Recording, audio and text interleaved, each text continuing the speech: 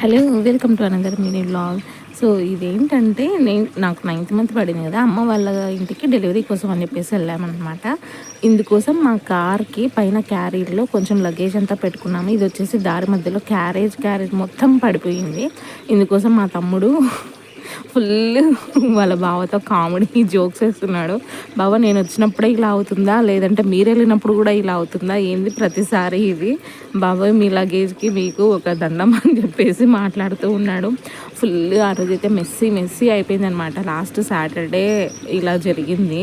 నేనైతే నా లైఫ్లో ఇలా ఇంత స్ట్రగుల్ ఫేస్ చేస్తూ ఇలా 9th మంత్లో నెలలు నిండినప్పుడు ఇంత కష్టపడి అమ్మ వాళ్ళ ఇంటికి వస్తానని చెప్పేసి అస్సలు అనుకోలేదు. ఇందులో నా వర్స్ట్ ఎక్స్పీరియన్స్ ఏంటంటే, బర్రెల్ని తీసుకెళ్తారు కదా, ఒక మినీ సైజు ఆటో, వ్యాన్ లాగా ఉంటుంది, అది ఎక్కానమాట. ఎందుకంటే మా కార్ ట్రబుల్ ఇచ్చింది.